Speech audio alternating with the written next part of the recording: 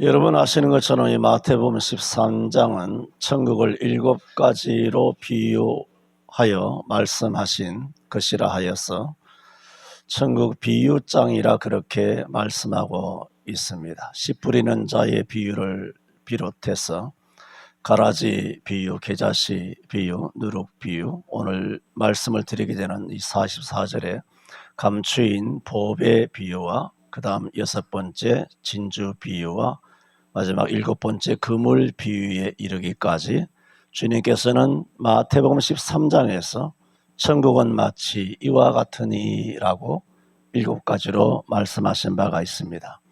오늘 그 7가지 천국 비유 중에 5번째, 천국은 마치 밭에 감추인 보화와 같으니 이것을 발견한 사람이 숨겨두고 기뻐하여 급히 집으로 돌아가서 자기의 소유를 다 팔아 그 밭을 샀느니라 하는 이런 감추인 보배 비유의 단 한 절의 이 말씀에서 밭에서 보화를 발견한 이 사람이 감춰두고 기뻐하여 달려가서 집에서 자기 소유를 다 팔아 그 밭을 샀다는 이 말씀.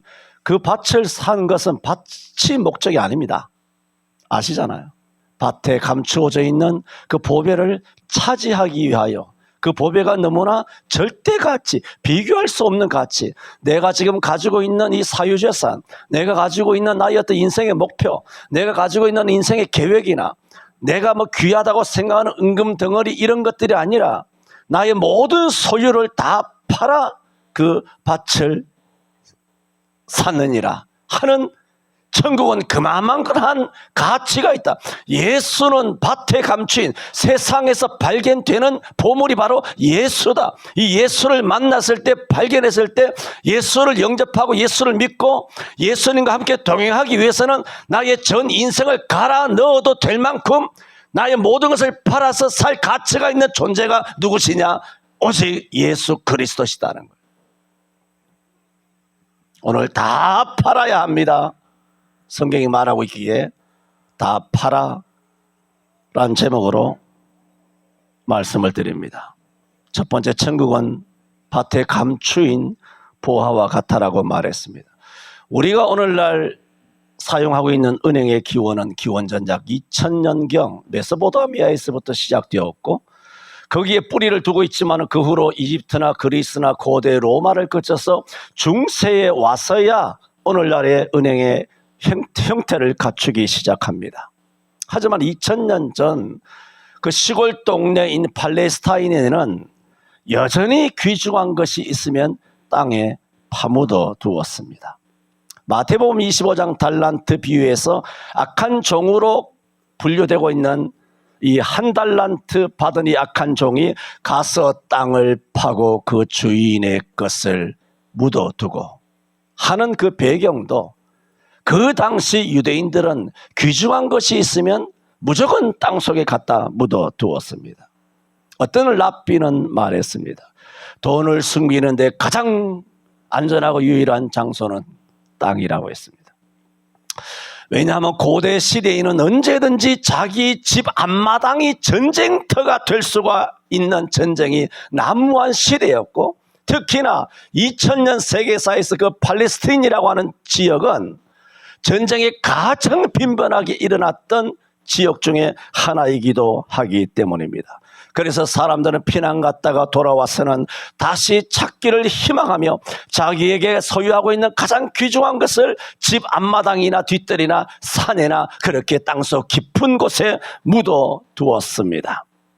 오늘 말씀은 그렇게 땅에서 보물을 발견한 어떤 한 사람이 그 보물을 차지하기 위해서 교활한 방법으로 그 땅을 구입했다는 말이 아닙니다. 당시 로마의 지배를 받고 있었던 이 팔레스타인 지역은 물론 외형적으로는 로마의 법률의 지배를 받고 있었지만 유대인들에게는 유대인들의 전통적인 율법이 지배하고 있었는데, 감추인 보배의 뒤에서 발견하는 사람은 유대 랍비법에서는 그 보물은 발견한 자에게 속한다 그랬어요. 오늘부터 이제 집에 가서 땅을 열심히 파보시기를 바랍니다. 흩어진 과일이나 흩어진 돈을 발견하면 발견자에게 속한다. 유대의 랍비법입니다. 그러므로 오늘 말씀에서 보물을 발견한 사람은 그 보물에 대한 습득 자격권이 주어지는 것입니다. 그래서 이 사람이 그 보물을 차지하기 위해서 집에 돌아가서 자기의 소유를 다 팔아서 그 밭을 산 겁니다. 왜? 보물을 차지하기 위해서. 오늘 감추인 보배 비유의 말씀은 발견한 자의 그 기쁨을 말합니다. 44절에도 말했죠. 발견한 후 숨겨두고 기뻐하여 그랬어요. 여러분, 예수 발견했을 때 기쁨이 있습니까? 예수님을 믿고 교회에 발걸음을 내디딜 때 이런 기쁨이 있었느냐는 것입니다. 그래서 이 비유의 말씀은 발견자의 기쁨과 그 보물을 자기 것으로 만들기 위해서 모든 것을 기꺼이 희생하는 자세와 태도를 우리에게 교훈하고 있습니다. 누가? 예수님이 직접 감추인 보배 비유를 통하여 천국은 마치 감추인 보배와 같으니 너희가 이것을 발견하고 내가 바로 그런 존재니 나를 발견하고 나를 믿었다면 너희의 모든 인생을 다 투자하여 나를 살아. 그렇게 명령하고 있습니다. 첫 번째, 천국은 마치, 예수는 마치 밭에 감추인 보화와 같습니다. 여러분, 예수님을 정말 여러분의 전 인생을 갈아 넣어도 아깝지 않을 그런 절대 가치 있는 존재로 여기십니까? 두 번째로, 사람이 보화를 발견하였다라고 말했습니다. 한 절밖에 없지만은 다시 본다면은 천국은 마치 밭에 감추인 보화와 같으니 사람이 이를 뭐라고 말합니까? 발견하였다는 겁니다. 여러분, 예수가 보배롭다는 것, 천국이 가장 귀하다는 것을, 또 그 보배를, 예수를, 은혜를 발견하게 되시기를 바랍니다. 이렇게 발견한 이 사람이 발견한 보화를 차지하기 위해서 자신의 소유를 다 팔아 그 밭을 샀느니라 그랬잖아요. 그러므로 이 밭은 자기 것이 아니었더라는 말입니다. 남의 밭에 붙여서 기껏 해봐야 소장농으로 73, 46, 28로 그렇게 거기서 밭에서 나오는 결실한 추수물을 나누어서 먹는 소장농에 지나지 않았다는 것입니다. 그런데 우리가 주목해 보아야 하는 것은 이 사람이 이 밭에서 자기가 부쳐 먹고 사는, 그래 1년 12달 1년이 됐는지 10년이 됐는지 15년이 됐는지 모르지만 오랫동안 남의 밭에 가서 일을 한 거예요. 그래 밭을 일군 겁니다. 논도 아니고 밭이라고 했지 않습니까? 밭을 일구는 것은 얼마나 힘든 노동인지 모릅니다. 오죽하면 개간한다고 할까요? 꽃갱이 하나, 삽자루 하나, 옛날 2000년 이전 시대 때는 제대로 된 농기구 하나 없이 그야말로 무엇으로 밭을 팠는지 이렇게 열심히 남의 밭에서 일을 하며 살았던 사람입니다. 그런데 중요한 것이 뭐냐? 이 사람이 보배를 발견했다는 것인데 이 보배를 어디서 발견한 것입니까? 자기가 매일 1년 12달 봄, 여름, 가을, 겨울 10년이고 20년이고 열심히 나가서 일하는 밭에서 보배를 발견한 겁니다. 그게 누구 밭입니까? 남의 밭입니다. 남의 밭에서 그 보물을 발견했다는 거예요. 이게 무슨 뜻이에요? 땅을 깊게 팠다는 겁니다. 남의 일이니까 근성근성하지 않았다는 거예요. 이 사람이 보배를 발견한 것은 자기가 매일 일하는 여러분의 일상, 여러분의 영업터, 여러분의 사업장, 여러분의 직장에서 열심히 일하다가 보배를 발견했다는 말이에요. 허투루 일하지 않았습니다. 월급날만 목을 빼고 기다리지 않았습니다. 내가 이 주인을 위해 열심히 일해봐야 주인만 덕되지 내게 덕될 것이 뭐가 있겠느냐 하면서 대충 시간 때우기 식으로 일하지 않았다는 겁니다. 그런 사람은 1세기 가도 절대로 복 못 받습니다. 마음 심보가 복받을 그릇이 못 되잖아요. 복받을 중심이 되시기를 바랍니다. 신앙생활도 마찬가지예요.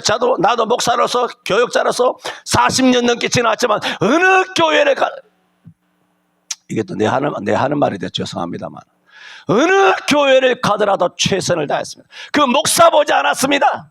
장로 보지 않았습니다. 왜? 내 아버지 집이니까. 내게 맡겨준 사명이기 때문에 전력을 다하여 최선을 다하여 내가 교육전도사 때부터 맡은 바 소임을 다 감당했습니다. 그래서 겨우 복받은 것이 이거냐? 할 말 없습니다. 할 말 없습니다. 여러분, 법에는 지표면 가까이 묻어두는 법이 없습니다. 혹시나 누가 이거 발견해서 파갈까 봐 땅속 깊이, 경상도 말로 수군프로, 수군포가 뭔지 압니까? 삽으로 깊이 파가지고 파서 또 파고 또 파고 해서 깊은 곳에 보물을 묻어두는 법입니다. 그런데 이 사람이 보물을 발견했다는 거예요. 작년은 안 그랬는지 모르지만, 그렇게는 안 그랬는지 모르지만 금년은 열심히 했다는 겁니다. 땅을 열심히 개간했다는 겁니다. 자신에게 맡겨진 일을 충실히 행했습니다. 우리는 다 예수 믿는 사람들입니다. 주일날 나와서 예배하는 것보다 중요한 일은 없습니다. 그러나 예배하는 일 못지않게 중요한 일은 있습니다. 우리는 더 많은 날을 세상에 나가서 삽니다. 직장에서, 사업장에서, 가정에서 근면하게 성실하게 살아야 합니다. 알아야 할 것은 보물은 예배당에서 발견하는 것이 아니라 보물은 자기가 일하는 매일의 일과 자기가 일하는 매일의 직장에서 보물이 발견되는 것입니다. 여러분이 교회에서 신앙생활 잘하고 예배를 잘하면 세상에서 나가서 복을 받는다는 것이 바로 그런 의미입니다. 이런 예는 저는 별로 잘 들지도 않습니다만은 17세기 장애인으로 수도원에 입학할 자격조차 없었던 로렌스 형제, 책으로도 나온 게 있습니다만은 로렌스 형제에 대한 이야기입니다. 그는 프랑스 파리의 까르멜 수도원에 들어간 이후에 평생 병수사로 지내면서 구두를 깁는 것, 신발 수선하는 것, 부엌일 하는 것으로 그의 일생을 마감하게 됩니다. 수도원에 더러워진 접시 닦는 거, 설거지하는 거, 마당 쓰는 거, 똥 푸는 거, 화장실 청소하는 거, 이런 굳은 일만 도맡아 할 수밖에 없는, 지위가 없는 평수사로서 이 장애인을 누가 수도원에 넣어줍니까? 이거라도 하겠다고 하니까 그냥 수사로 있으라 하여 밭을 메고 논을 메고 그 농사일을 하던 사람입니다. 그런 인생을 많이 보낸 후에 그가 마지막에 한 말입니다. 나는 이 수도원에서 성찬식, 성대식을 할 때보다 구정물에 손을 넣고 설거지 할 때 더욱 성령의 임재를 경험하였다. 그랬습니다. 이것이 뭘까요? 이것이 바로 남의 밭에 가서 열심히 일을 하다가 보물을 발견한 경우입니다. 저는 두 번째, 사람이 보화를 발견하였다 말씀을 드렸습니다. 세 번째, 이 비유의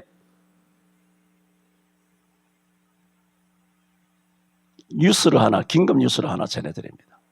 오늘 밥을 12시 50분에 먹을 수도 있습니다. 11시 50분에. 설교를 막 하다 보니까 설교 이제 할 게 없네, 이제. 첫 번째 뭐 말씀드렸습니까? 천국은 밭에 감추인 보화와 같아 그랬습니다. 그런데 이 사람이 자기의 일상 가운데 그 보물을 발견하게 됐다는 겁니다. 어떻게 발견했느냐 말씀을 드렸습니다. 마지막 세 번째로 이 비유의 교훈은 천국에 들어가기 위해서는 그 어떤 희생도 지불해야 한다는 겁니다. 그래서 44절 하반절에 보면 자기의 소유를 다 팔아 그 밭을 샀느니라 했습니다.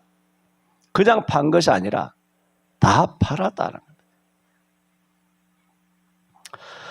보물을 발견한 이 사람이 보물을 차지하기 위하여 발견한 후 숨겨두고 기뻐하여 돌아가서 자기의 소유를 다 팔아 그 밭을 샀다는 말은, 우리는 천국을 소유하기 위해서는 우리의 모든 소유를 다 팔고 우리의 전 인생을 걸고서라도 차지해야 할 절대적인 가치가 있다는 것입니다.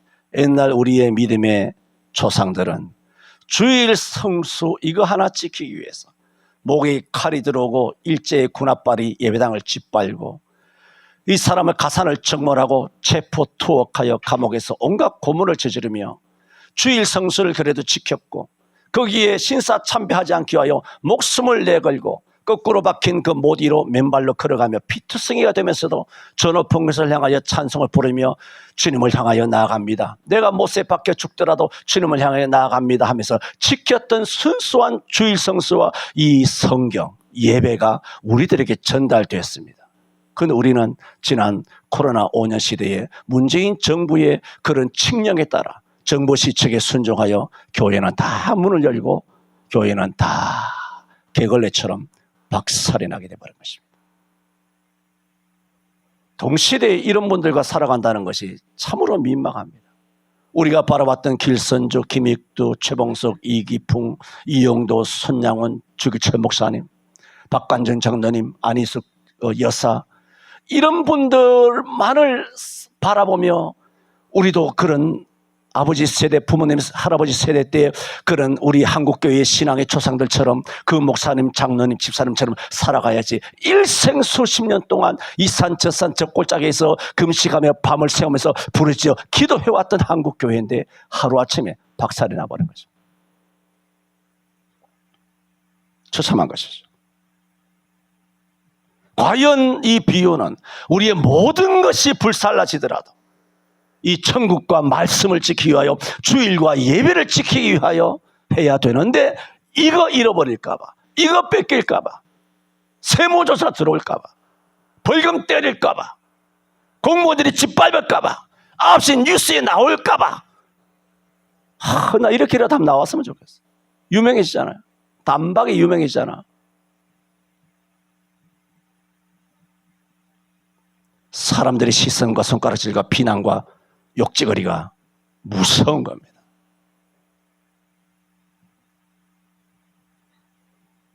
전도서 29장, 잠언 29장 25절에서 말한 것처럼 사람을 의지하는 자는 망한다 그랬어. 그러나 여호와를 의지하는 자는 안전하리라 그랬어. 한국교회는 지난 5년 동안 사람을 의지하다가 망한 것입니다. 완전히 망한 것입니다. 여호와를 의지하는 정말 숨어있는 훌륭한 목사님들이 이 땅에 여전히 많이 계시지만 그렇지 않은 것은 오늘 마태복음 13장 44절에 천국은 마치 밭에 감추인 보화와 같으니 사람이 이것을 발견한 후 숨겨두고 기뻐하여 돌아가서 자기의 소유를 다 팔아, 다 인생을 걸은 거예요. 다 투자하여 이것을 샀느니라. 이 주일을 산 거예요. 이 예배를 산 거예요. 이 예배를 지키기 위하여 자기 모든 것을 던진 거예요. 마태복음 11장 12절에도 예수님 말씀하시기를 세례 요한의 때부터 천국은 침노하는 자가 빼앗는다. 이 말씀의 의미가 뭐냐 하면은 세리와 여자들과 이방인들은 천국을 발견한다, 이 보물을 발견한다면 침노하는 거예요. 담을 뛰어넘고 구덩이를 파고 그야말로 철조망을 통과하면서 뛰고 넘고 달리고 그렇게 넘어가서 천국을 차지하기 위하여 침노하는 자는 천국에 빼앗는다. 언제부터? 세례 요한이 회개하라 천국이 있느니라. 그때로부터 천국은 누가 들어가느냐? 열심히 꽹이를 가지고 밭을 파는 사람, 깊게 파는 사람, 그야말로 대충대충 교회 와서 땅만 긁고 가는, 땅만 긁고 예배하고 하나님 안녕하시옵니까? 안녕히 계십시오. 땅만 파고 가는 사람, 기도하는 것도 부르짖어 기도하지 않고 땅만 파면서 뭐 하나님 아시겠죠. 이렇게 땅만 걸쩍걸쩍 하면서 피부만 걸쩍걸쩍 간지럽게 그렇게 긁고 다니고 예배하고 그렇게 기도하고 그렇게 예배하고 그렇게 신앙생활 하는 사람들, 그런 사람은 침노하는 자가 아니죠. 세례 요한의 이후로 천국은 침노하는 자가 빼앗느니라. 그것은 반대로 뭘 말하느냐? 우리는 유대인입니다. 우리는 모태신앙입니다. 나는 주일학교 출신입니다. 난 목사입니다. 장로입니다. 집사입니다. 교회 다닌 지 수십 년 됐습니다. 나는 유대인입니다. 선택받은 백성이에요. 혈통으로 나는 선민이에요. 그러므로 나는 천당은 따놓은 당상이다 하는 그런 유대인들을 책망하는 말씀이에요. 오늘 이 같은 유대인들이 한국교회에 수두룩하지 않습니까?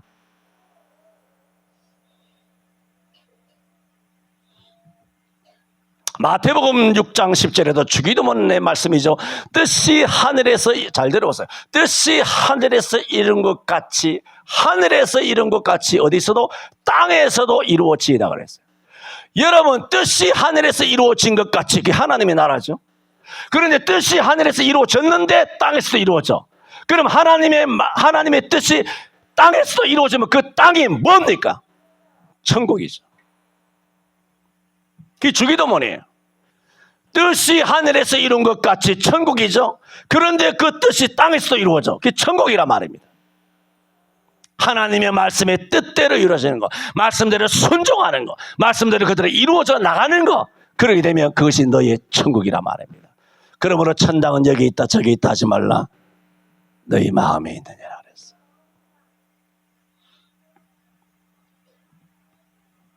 오늘 감추인 보배에 비유해서 이 사람이 보물을 발견한 것 같이 우리는 어떤 순간 하나님의 뜻이 무엇인지 발견하게 됩니다. 어느 순간 하나님의 뜻이 무엇인지 발견합니다. 그리고 하나님의 나라를 발견하게 됩니다. 그럴 때 우리는 내 인생에 아무리 귀중한 보물이라 할지라도, 아무리 여러분이 중요하게 여기는 가치관, 여러분이 중요하게 생각하는 약속, 여러분이 어떤 일생을 살아온 자기만의 어떤 주장이 있죠. 자기만, 나는 이걸 반드시 해야 된다. 나는 이것을 해본 적이 없다. 그것 좀 버려, 이 사람들아. 그 뭐 잘난 것이라고. 나는 일생도록 이렇게 해본 적이 없다. 뭐? 장난쳐라, 지금. 그게 뭔데, 그게?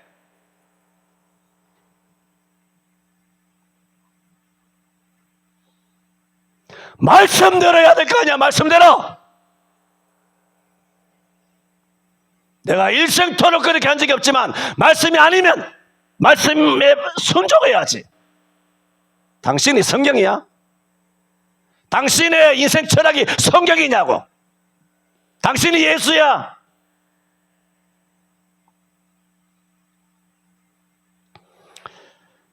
우리가 하나님의 뜻을 발견하고 하나님의 나라를 발견하게 되는 순간에는 어떤 목적이나 야망이나 대단히 버리기 어려운 습관이나 생활 태도를 할지라도 버려야 돼. 여러분, 익숙한 알아듣기 쉬운 표현으로 말하자면 여러분 자신을 부인하고 자기 십자가를 지고 주를 쫓으란 말씀입니다. 하나님의 뜻에 순종하며 하나님의 뜻에 그대로 행함으로 이루어지는, 땅에 이루어지는 하나님의 나라는 모든 것을 희생할 가치가 있음을 말합니다. 이렇게 바울 사도는 감추인 보화를 발견한 자처럼 살았습니다. 빌립보 3장 7절 9절에도 말했죠. 그러나 무엇이든지 내게 유익하던 것을 다 해로 여길 뿐더러 또한 모든 것을 다 팔아서 해로 여기는 것은 내 주 그리스도 예수를 아는 것이 가장 고상한 지식인 줄 알미라. 내가 이를 위하여 모든 것을 잃어버리고 팔아버리고 배설물 똥처럼 여겨버리고, 가능한 일입니까? 내가 그리스도를 얻고 그 안에서 발견되려 함이니. 바울 사도의 인생은 다메섹 사도행전 9장에서부터 예수가 보물이란 사실, 바울은 일생 예수의 반대편에 있었잖아요. 일생토록 예수와 벗이 된다, 예수를 안다, 예수와 친해진다는 것은 한 번도 그렇게 생각해 본 적이 없어요. 바울의 이념, 신앙, 주의, 주장, 철학, 인생관, 내세관, 내면관, 세계관, 예수와는 관계가 없었어요. 그런데 다메섹에서 예수를 만나는 순간 자신의 모든 세계관, 내세관, 이념과 주의와 주장과 인생관이 그 순간에 다 파괴가 되고 예수께 사로잡힌 줄로 믿습니다. 이걸 예수 믿는다 그래요. 몸뚱아리만 교회 나오고 생각은 성경처럼 생각 안 하고 지 스타일대로 지금까지 살아온 인생의 자기 주장대로, 자기 스타일대로, 자기 생각대로, 자기 이념대로, 자기 주관대로 비성경적으로 성경의 지지를 받지 못한 채로 그렇게 언행 심사를 하고 돌아다닌다면 당신은, 내가 단연하게 말하지, 당신은 몸만 구원받습니다. 뭔 뜻인지 알죠? 당신은 몸만 구원받습니다.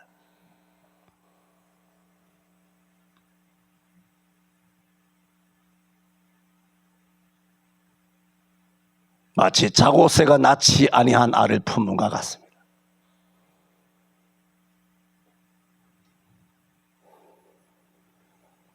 바울은 감추인 보화를 발견한 사람처럼 자신의 인생을 갈아넣었죠.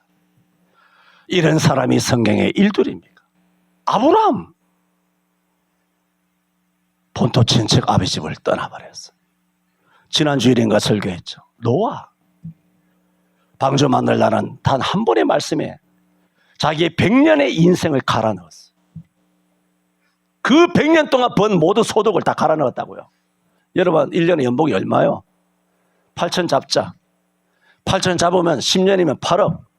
100년이면 어떻게 되나? 8천, 8억, 80억이네. 얼마 안 되네.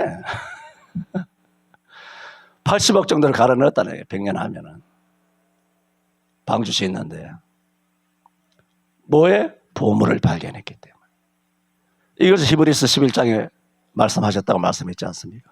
믿음으로 노아는 아직 보지 못하는 일에 경고하심을 받아 경외함으로 방주를 예비하여 그 집을 구원하였으니 이름으로 세상을 정죄하고 믿음을 쫓는 의의 후사가 되었느니라. 보물을 발견한 사람으로 살아온 거죠. 베드로, 안드레, 야고보, 요한 안 그랬어요? 세리, 마태는 안 그랬습니까? 나를 따르라 하니 부친도 배도 그물도 다 버려두고, 배 한 척이 얼마인데, 부모를 버려두고, 내가 먼저 가서 부모님과 인사하고 작별 인사하겠습니까? 하겠습니다. 그렇게 하잖아요. 내가 먼저 가서 장사하고 오겠습니다. 죽은 자를 장사하고 너는 나를 따르라. 이것이 주님의 성경에 있는 성경적인 의미입니다. 저는 오늘 감추인 보배의 비유를 통해서 천국은 땅속 깊이 묻혀 있다 말씀드렸습니다. 또 이 천국은 매일매일의 우리의 삶에서 근면과 성실, 신앙생활을 열심히 신앙생활할 때 발견할 수 있다 말씀드렸습니다. 그렇게 예수를 발견하고 하나님의 뜻을 발견하고 천국을 발견하게 되었을 때 우리의 전 소유를 다 팔아 그것을 사야 한다. 이것을 2000년 전 주님께서 산상보훈에서 내려오신 다음 마태복음 13장에서 7가지 비유 중 5번째, 물론 진주 비유도 마찬가지입니다. 감추인 보배의 비유를 통하여 너희가 이렇게 나를 사라, 나를 이렇게 대우하라 말씀을 하셨습니다. 기도합니다. 뜻이 하늘에서 이룬 것 같이 땅에서도 이루어지리이다고 우리는 주기도문을 많이 고백하며 암송해 왔습니다. 이 기도문의 진정한 의미처럼 주님 뜻이 땅에서도 이루어지는 그곳이 바로 천국인 줄 믿사오니 이와 같은 천국을 발견하게 된 하나님의 뜻, 그리고 보배로우신 예수 그리스도를 우리가 발견하게 되었을 때 오늘 이 소장농처럼 그것을 숨겨두고 기뻐하여 돌아가서 우리의 모든 소유를 다 팔아 예수를 사게 하여 주옵소서. 예수님 이름으로 기도하옵나이다. 아멘.